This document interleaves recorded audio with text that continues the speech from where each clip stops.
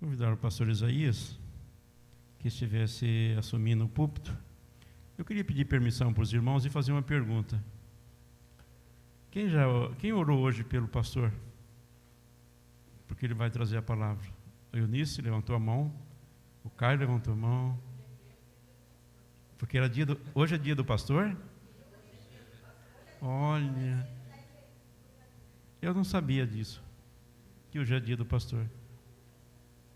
Então, vamos chamar o pastor Mateus também, que vem aqui à frente. Vamos orar por eles, irmãos? Me pegou de surpresa, viu? Você sabia, Rosângela? Você sabia, né? Mateus sobe aqui. Não tem mais nenhum pastor aqui não, né? Você não se considera um pastor? O que é pastor? Pastor é todo aquele que cuida de alguém, né? Então você é um pastor lá na sua casa, que você cuida da sua família, do seu filho, da sua filha, da sua esposa. Você está pastoreando a sua casa. Mas eles aqui pastoreiam o rebanho maior, né? Igreja, se coloca de pé. Levanta sua mão aqui em direção. Pai, nós queremos imensamente ser gratos pela vida do pastor Isaías, que tem pastoreado essa igreja, pelo pastor Mateus também, que tem nos ajudado na maneira que ele pode. O nosso pedido é que o Senhor seja aquele que esteja confirmando nos seus corações o teu chamado, aquilo que eles têm realizado no teu reino.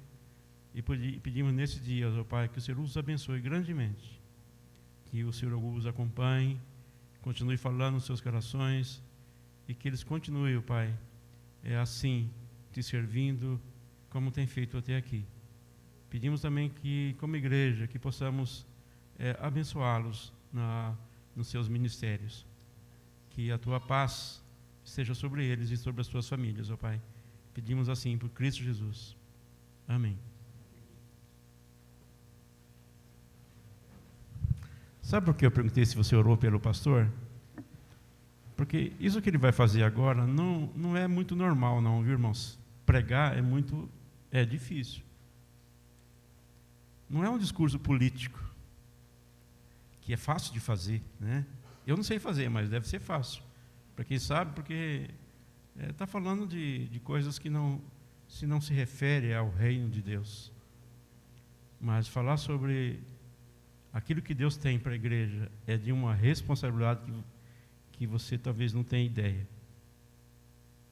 Isso causa, para mim, quando eu venho pregar, causa, assim, um dia de autorreflexão. Às vezes você não quer falar com ninguém. Você precisa de um tempo, precisa pensar. E depois, parece que você trabalhou 24 horas depois do sermão. Porque não é algo natural.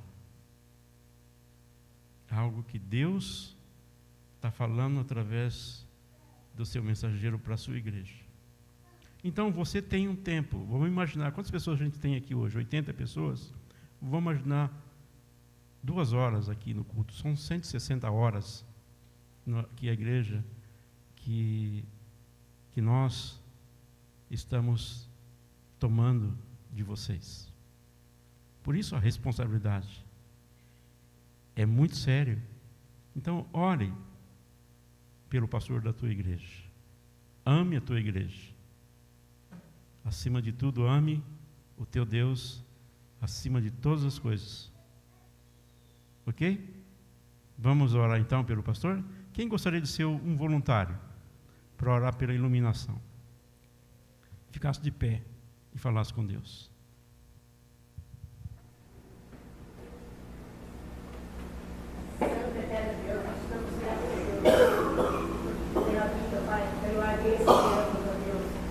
Somos gratos a Deus pela vida do pastor da nossa igreja, Senhor. E peço a Deus, que o Senhor nos soldados, Pai. Que realmente nós possamos abrir os nossos corações, nossas almas, para receber a mensagem, Pai. E ser portador da tua palavra para aquelas pessoas que estão distantes de ti, Senhor. A começar pela nossa família, Senhor Jesus. Que nós possamos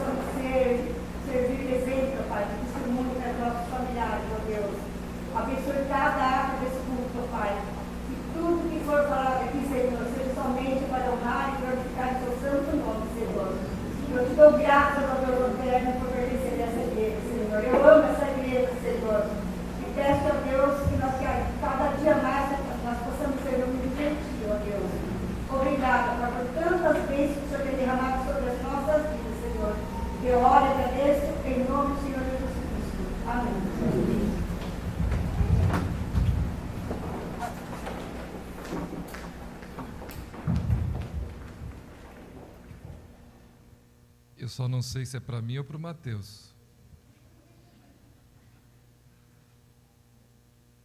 Não tem no Zinc de patinação, né, que os patinadores recebem ursinhos de pelúcia? Não é bem um ursinho, está me parecendo mais um macaquinho, né, do que um ursinho, mas é bem macio. De quem é? É da...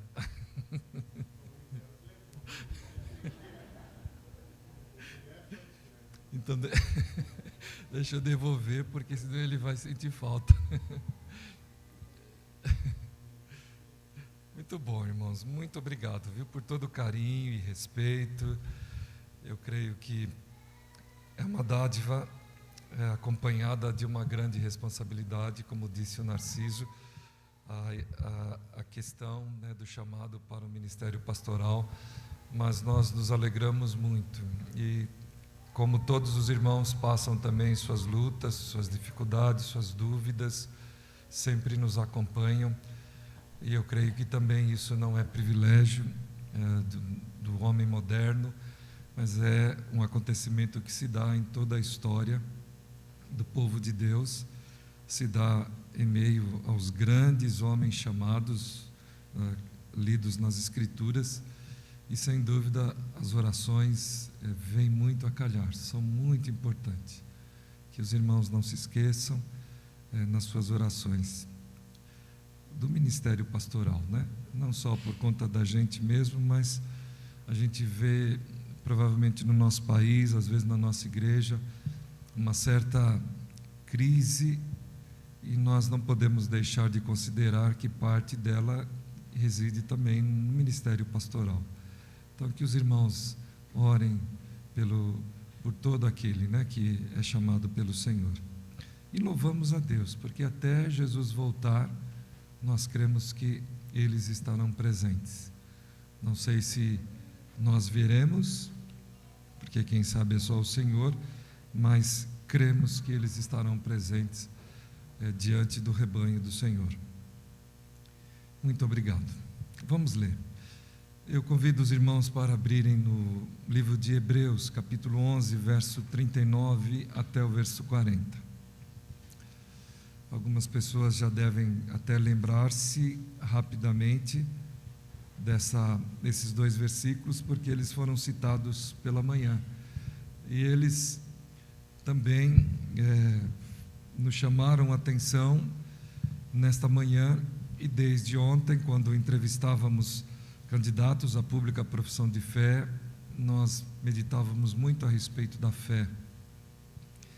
Narciso, por exemplo, nos trouxe uma aula, uma orientação muito interessante a respeito da fé que salva, e nós nos alegramos bastante com aquilo que nós pudemos participar.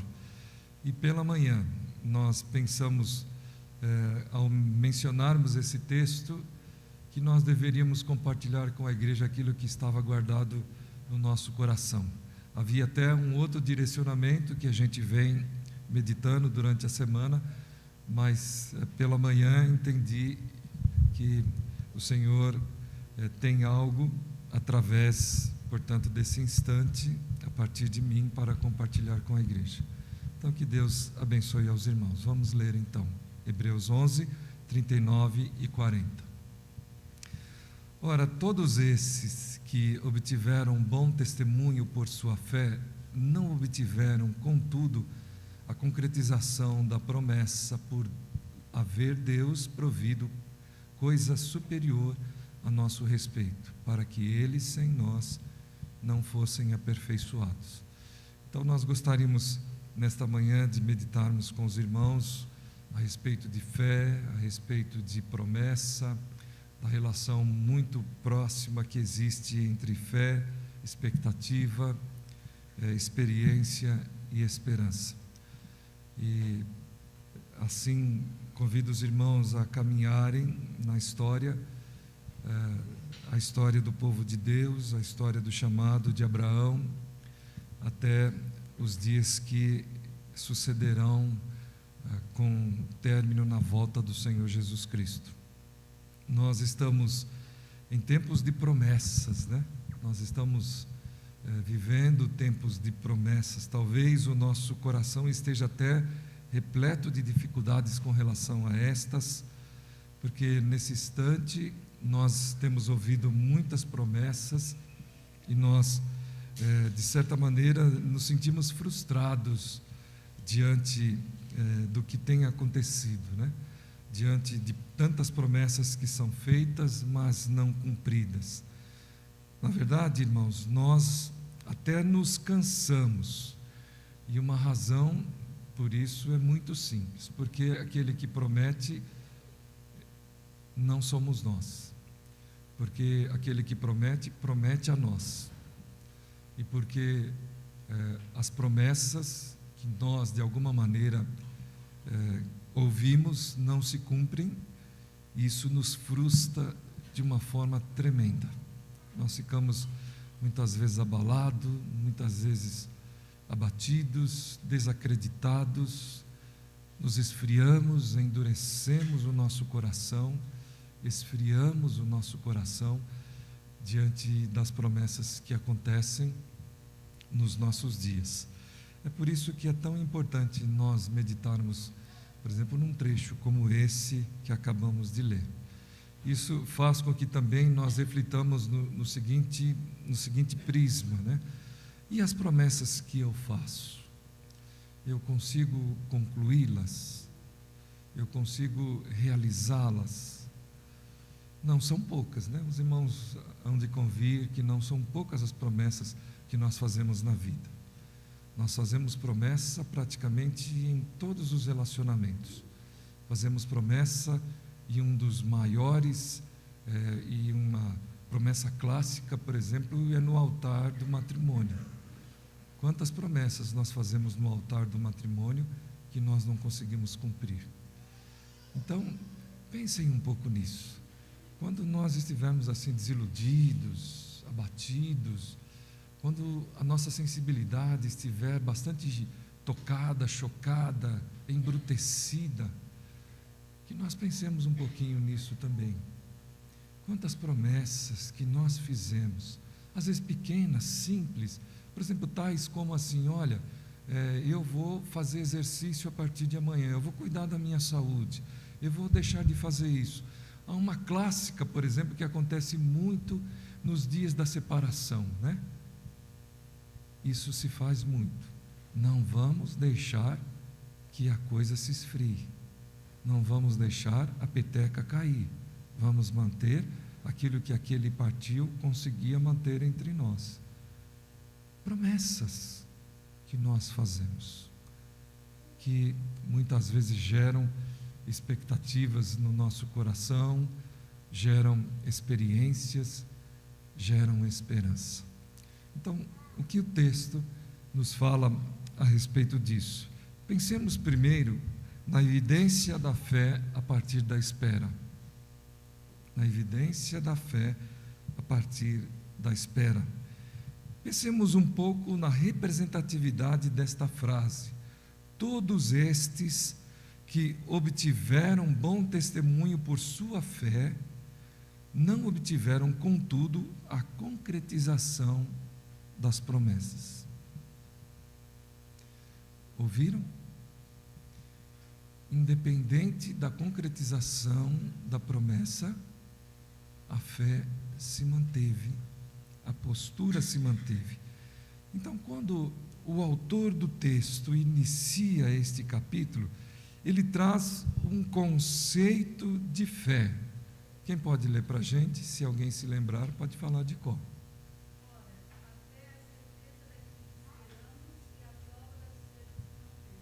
Algumas pessoas estão atentas, né? Por quê? O começo do capítulo começa justamente desta maneira. Talvez nós não soubéssemos aonde procurar, mas está aí. A fé é a certeza das coisas que não se tem, né? A convicção daquilo que se espera. Então, quando ele inicia esse capítulo, ele, na sequência, vai delinear, vai detalhar esta fé em prática, esta fé em ação. Ele vai falar desse, daquele, ele enumera uma quantidade aí bastante grande de pessoas a ponto de dizer o seguinte: dos quais o mundo não era digno deles. Prestem atenção, então, numa primeira certeza que essa primeira reflexão, que esse primeiro ponto nos traz. É importante que nós tenhamos fé, porque se nós tivermos fé, na verdade nós seremos dignos daquilo que Deus criou. Narciso começou falando justamente da criação de Deus. Narciso começou falando que Deus, o nosso Deus, criou todas as coisas. E o texto que nós lemos, no seu desenvolvimento, em determinado momento, ele diz assim: dos quais o mundo não era digno dele. É verdade, com certeza, que ele está falando de um mundo combalido, de um mundo abatido, de um mundo marcado por tanta ausência de fé. Então, por isso ele diz: a fé que essas pessoas mostraram, o mundo não era, portanto, digno dele. Mas é importante que nós ainda pensemos que essas pessoas que são relatadas aqui não viram a concretização da promessa. Então, o que essas pessoas viram? Essas pessoas viram o mar abrir, essas pessoas viram o martelo de pedra não ser afundado no rio, essas pessoas viram uma carruagem de fogo retirar um homem, essas pessoas viram um azeite se multiplicar na panela, essas pessoas viram fogo caindo do céu sobre o altar, todo embebecido em água e ainda pegar fogo. Quantas coisas essas pessoas viram, quantas coisas grandiosas essas pessoas viram, mas nenhuma delas, ainda que fossem sintomas, ainda que fossem sinais, ainda que fossem apontamentos, nenhuma delas se comparam com aquilo que elas representavam. É por isso que o autor do texto diz: eles ainda assim tiveram bom testemunho de fé, mas ainda assim não viram a promessa realizada. Então, o que é e qual é esta promessa, para que a gente, portanto, entenda direitinho do que o texto está falando? Então, nós convidamos aos irmãos para abrirem no livro de Deuteronômio, capítulo 18, versículos 15 até o versículo 18, lá no Antigo Testamento, o 5º livro da Bíblia, onde ainda estamos diante da história de Moisés, e ele recebe uma responsabilidade que era transmitir aquilo que lhe foi dito. Versículos de 15 até 18. O Senhor teu Deus te suscitará um profeta no meio de ti, de teus irmãos, semelhante a mim, a ele ouvirás, segundo tudo o que pediste ao Senhor teu Deus em Horebe, quando reunido o povo. Não ouvirei mais a voz do Senhor teu Deus, meu Deus, nem mais verei este grande fogo, para que não morra. Então o Senhor me disse: falaram bem aquilo que disseram, suscitar-lhe-ei um profeta no meio de seus irmãos, semelhante a ti, em cuja boca porei as minhas palavras, e eles lhe falará tudo o que eu lhes ordenar.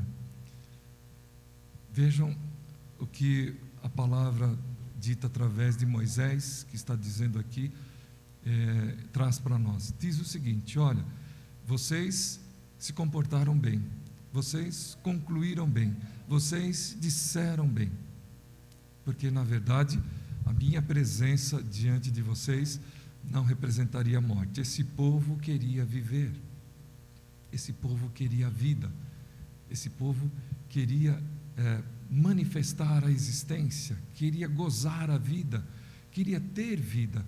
Porém, eles tinham medo que, se Deus pudesse, que um profeta, ou fim, que a grandiosidade de Deus, como acontecera lá no Monte Horebe, se repetisse, eles não vivessem, porque eles reconheciam o estado de pecado, eles reconheciam os desvios, eles reconheciam as faltas, eles reconheciam as práticas, e eles sabiam que todas elas não eram adequadas à vida, não eram adequadas aos propósitos da vida, não eram adequadas àquilo a quem eles buscavam naquela oportunidade e desejavam que eles fizessem. Então, por isso, eles manifestaram esse temor e, enfim, pediram que alguém pudesse, de alguma maneira, estar com eles, viver com eles, viver a vida deles, conduzi-los, orientá-los, mas que de alguma maneira isso não representasse morte para eles. Isto é possível? Isto é possível? Para eles talvez não. Então, o que nós podemos compreender, especialmente desta expressão, é que, na verdade, queridos irmãos, eles aguardavam alguma coisa que não conheciam. Eles esperavam alguma coisa que não conheciam, porque o que eles conheciam era isto: de acordo com aquilo que eu faço, eu só tenho um prêmio, eu só tenho uma definição, eu só tenho uma conclusão de vida, que é morrer, que é a morte. Mas nós queremos alguma coisa nova. Eles não sabiam o que era, mas eles tinham expectativa, eles esperavam, e por isso, porque eles tinham esta expectativa, eles orientavam o seu viver na tentativa, no propósito de manifestar de alguma maneira isso que eles anseiavam, isso que eles desejavam, isso que eles pediam, isso que eles queriam: vida abundante. Mas é curioso, queridos irmãos, a história do povo de Israel, porque de alguma maneira eles não entendiam direito, não tinham entendimento, e isso levou-os, trouxe a este povo um isolamento, um abandono, uma seleção nos seus relacionamentos.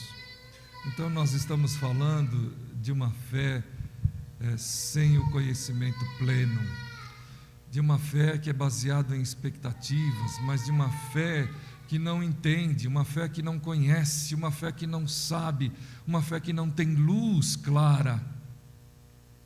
Esta é a fé que nós estamos vendo aqui. Então, quando o texto anuncia, olha, contudo, mostraram fé, mas não conseguiram ver a promessa realizada, quer dizer que as expectativas deles, mesmo que não sendo concretizadas, realizadas, eles ainda assim, eles desenvolveram a fé que era necessário para esse instante de história e de vida. É isto que nós encontramos nesse primeiro ponto e que eu quero compartilhar, portanto, com os nossos irmãos. E a pergunta que nós desejamos responder, e que os irmãos possam responder, é esta: como é que é esta fé? Vocês vivem esta fé? Vocês vivem a vida de vocês, portanto, sem conhecimento, e procuram se orientar com base nesta limitação que há e que está presente? Em algum momento esse tipo de fé se manifesta na sua vida, sem conhecer, mas motivado porque deve existir alguma coisa, alguém disse que seria de alguma maneira. O que eu quero na verdade é viver, o que eu quero na verdade é ter vida. Então, de alguma maneira, eu me coloco, eu me lanço, eu desejo, portanto, de alguma forma, ainda fortalecer a minha expectativa, e apontando e anunciando, e sendo de alguma forma o tipo daquilo que eu ainda não conheço claramente. Mas o texto, ele nos fala da evidência da fé na constatação. Prestem atenção o que diz o texto que nós acabamos de ler. Diz assim: não obtiveram, contudo, a concretização da promessa, por haver Deus provido coisa superior a nosso respeito. Fica claro que o autor do texto é um autor presente, ele está escrevendo para pessoas do seu presente, faz uma referência para o passado, para esse momento que nós acabamos de citar, de conversar com os nossos irmãos, de relacionar, por exemplo, com a perspectiva histórica do momento, mas ele retrata um ambiente novo, ele retrata um ambiente diferente.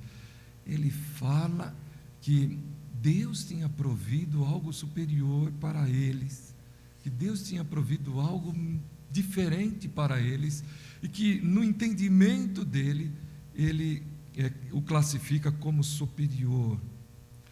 Nós lendo as cartas do apóstolo Paulo, por exemplo, quando ele escreve a Roma, no capítulo 11, também versículo 28, ele cita a questão da eleição.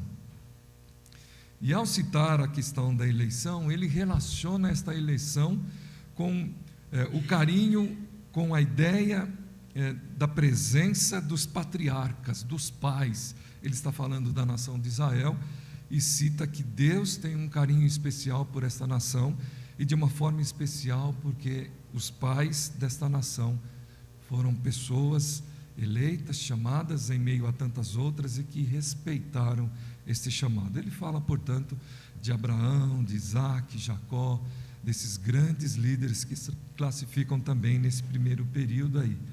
Faz parte, portanto, a nação de Israel de uma característica denotada pelo texto que nós lemos, com um privilégio grandioso, talvez só vencido pelo período em que ele está vivendo, em que ele está demonstrando.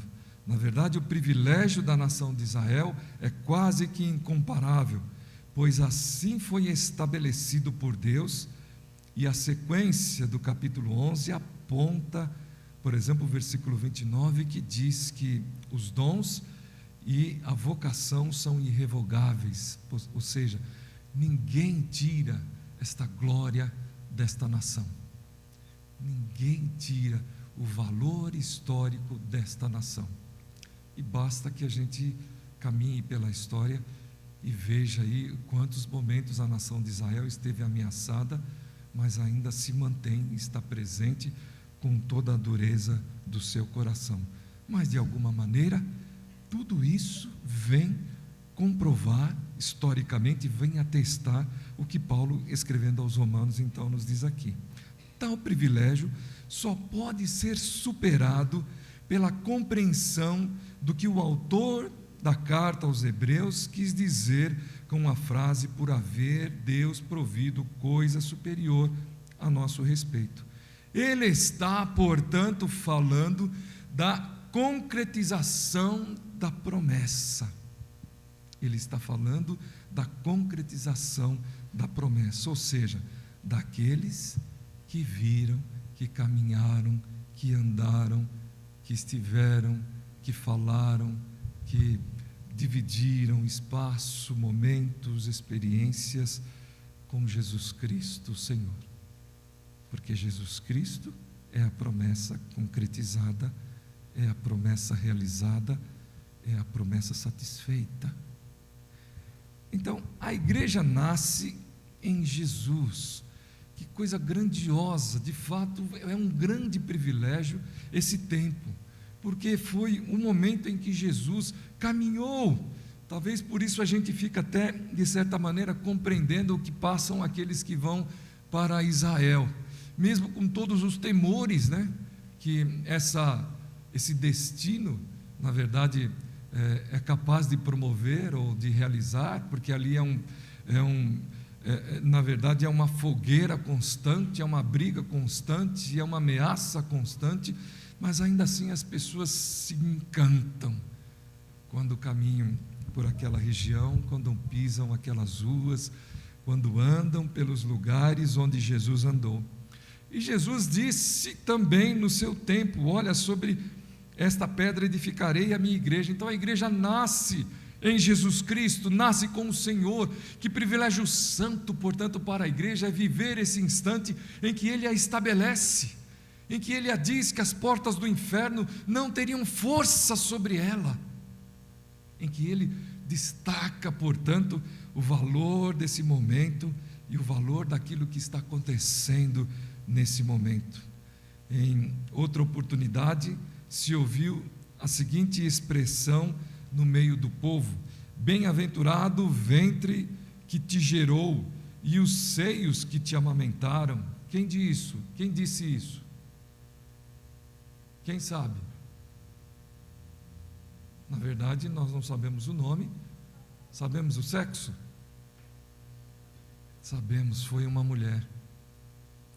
Bem-aventurado o ventre que te gerou e os seios que te amamentaram, falando de Jesus Cristo.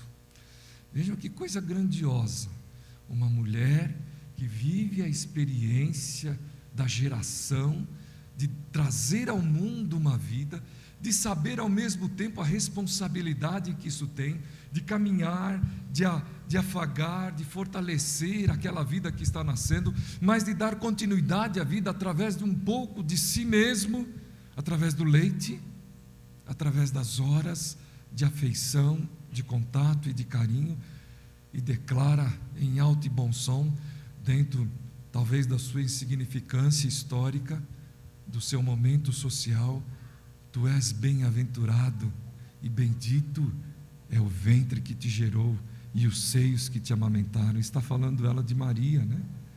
Está falando ela de Maria, mas com certeza que privilégio santo, portanto, é esse instante que o autor de Hebreus fala, portanto, com tanto valor, com tanto significado, mas ao mesmo tempo na história, com tão pouco tempo, porque foram 33 anos, porque foram poucos dias de existência. Sem dúvida, foi um grande privilégio para aqueles que viveram com Jesus terem vivido esta fase da história.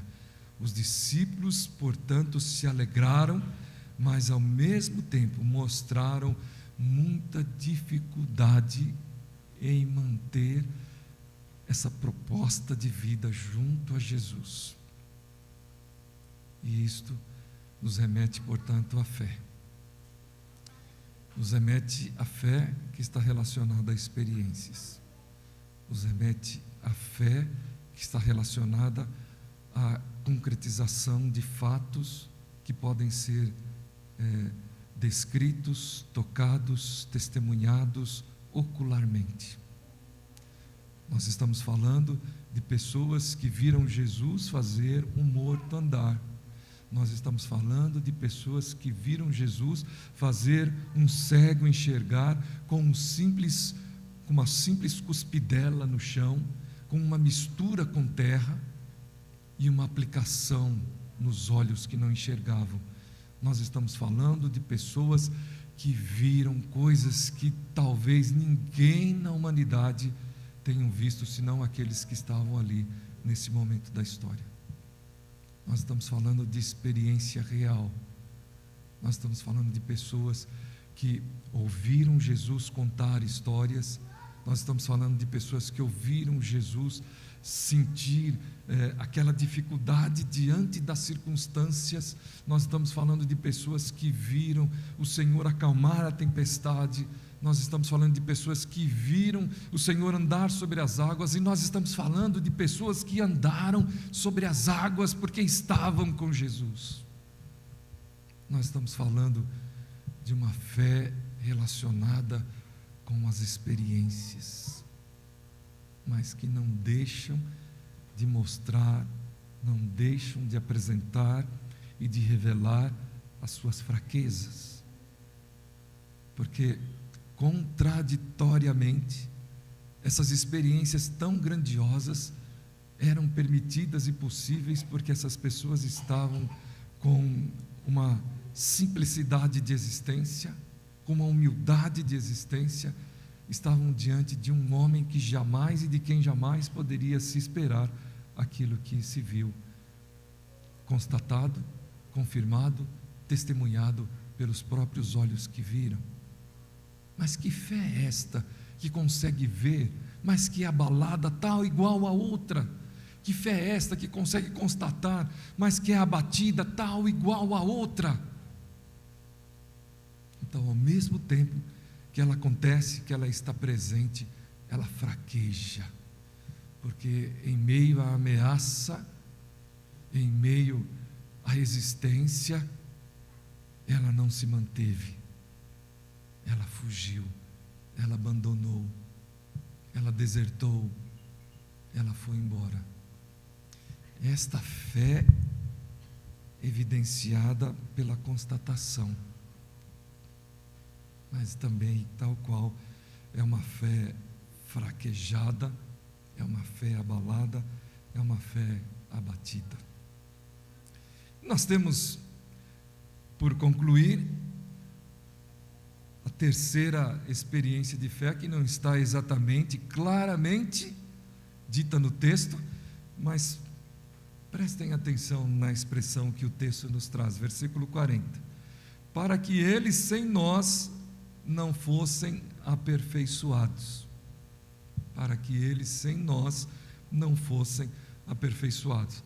O autor do texto está falando dessa fé praticada antes de Jesus, ele está falando dessa fé praticada diante de Jesus, mas de alguma maneira ele lança a luz para uma expressão de fé, onde não se tem a expectativa de Jesus, ou da promessa, ou do profeta, porque na verdade ela já se deu. Ele está falando de uma expressão de fé que não é aquela que está diante, que se constata, que se vê, que se toca, mas ele está falando de uma fé que caminha em direção à perfeição, mas que não nega a primeira e que não nega a segunda expressão. Então, de que fé é esta que ele está falando? Por que que ele anuncia e fala de uma perfeição? Me parece, queridos irmãos, que a ideia presente descreve um processo que se desencadeia. De certa forma, Paulo a cita quando ele fala lá no texto de Romanos, capítulo 1, versículo 17, o Evangelho se revela de fé em fé. Ou então, em Filipenses capítulo 3, versículos 12 a 14, quando ele diz: eu não alcancei perfeição, mas eu prossigo em direção a ela, olhando para o autor e consumador, olhando para Jesus, deixando para trás todas as coisas. Eu olho, portanto, para Jesus. Para mim, esta ideia de processo fica muito claro quando Jesus responde a Tomé, dizendo-lhe o seguinte: porque me viste, creste, bem-aventurados os que não viram e creram. Me parece que Jesus está falando de pessoas como Lucas. Querem ver isto? Abram lá no Evangelho de Lucas, capítulo 1. Lucas, capítulo 1.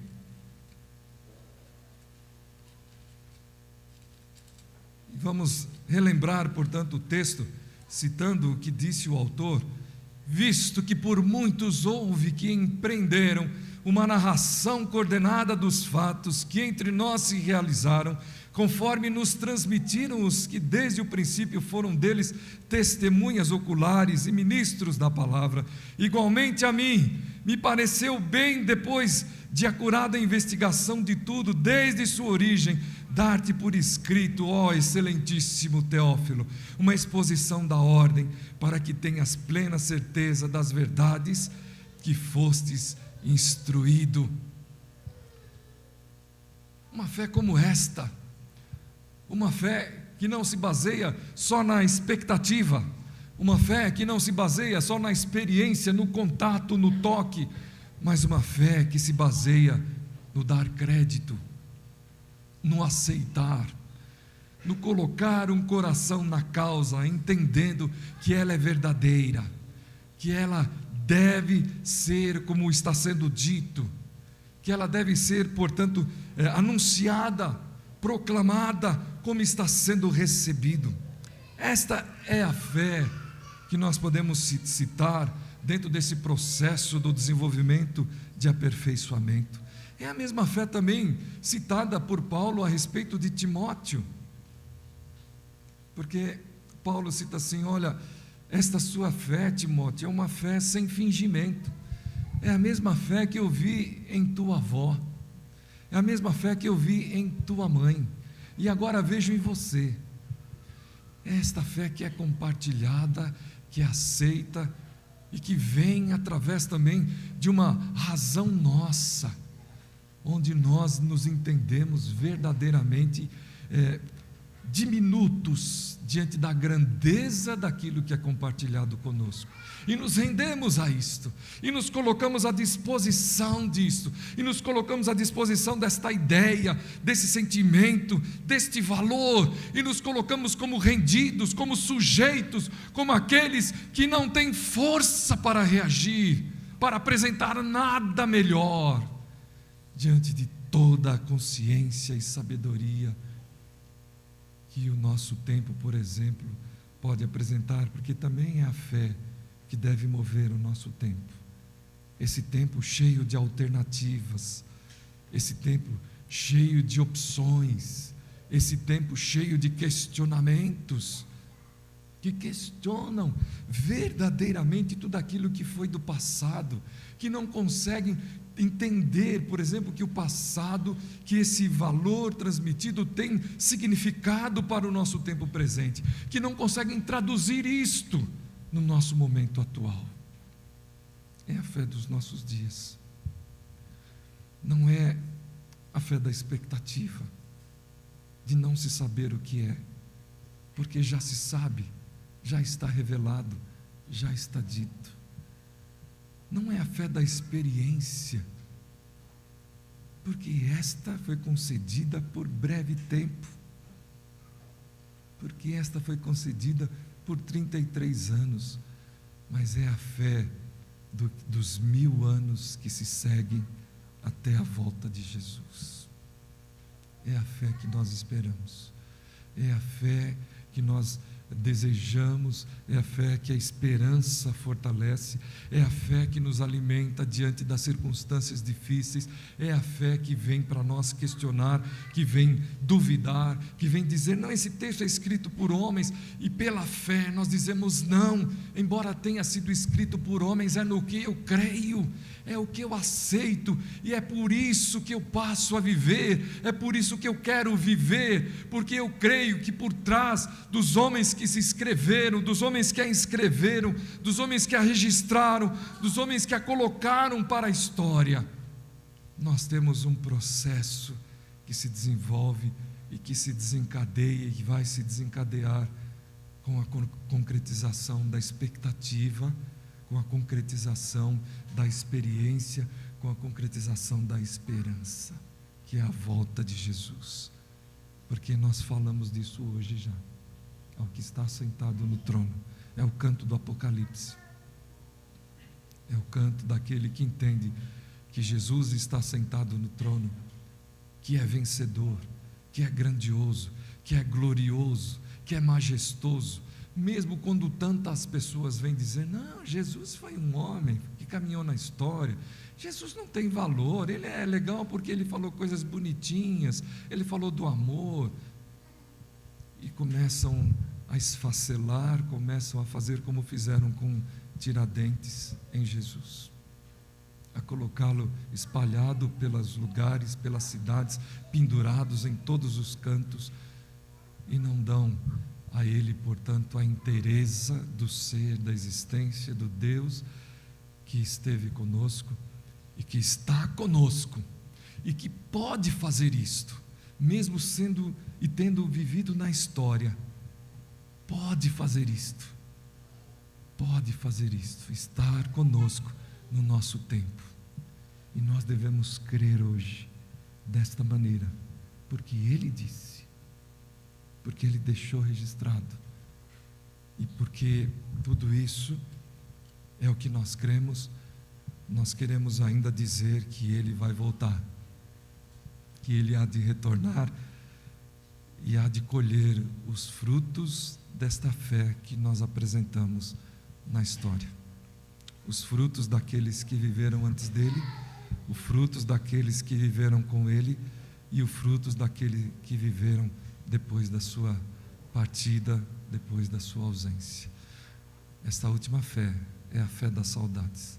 Então, quando Narciso citou, estamos com saudades do Rodrigo, não é porque não conhecia o Rodrigo, não é porque tinha alguma expectativa com relação ao Rodrigo, mas é porque conhecia o Rodrigo, sabia, por exemplo, que o Rodrigo ama os irmãos desta igreja, e sabia que mais dia menos dia ele ia voltar aqui, Ele ia bater nessa porta e Ele ia desejar entrar, ia querer se sentar conosco, ia querer brindar, louvar, bailar, festejar conosco. E é o que Ele está fazendo hoje. Nossa saudade hoje diminui. Será que ela ainda vai se estender, Rodrigo? Fica para o próximo capítulo, né? Irmãos, que Deus nos abençoe. E é com esta fé que nós convidamos todos a se assentarem à mesa do Senhor Jesus. Porque lembrem-se disso, quando nós nos assentamos aqui, nós estamos dizendo justamente tudo isso que acabamos de falar. Nós estamos dizendo também que apesar de todos nós, apesar da nossa vida, nós somos participantes da grandeza de Deus, aquela que nós cantamos aqui. A Ele, portanto, toda a honra e toda a glória, querido irmão. E a Ele, portanto, a complexidade que está presente no nosso coração. A Ele, portanto, a autoridade para desvendar coisas que nós muitas vezes não compreendemos e questionamos. Nós precisamos aceitar, nós precisamos nos curvar, nós precisamos nos dobrar, porque Ele é o Senhor da história. Lembrem-se disso, antes de Jesus, diante de Jesus e pós-Jesus. Nunca sem Jesus, sempre por Jesus, sempre com Ele e só por causa dEle. Portanto, Deus seja glorificado. Nós só nos assentamos nessa mesa por causa dEle. Este é o convite que fazemos, portanto, e vem com o nome dEle. Deus nos abençoe. Amém. Podemos cantar?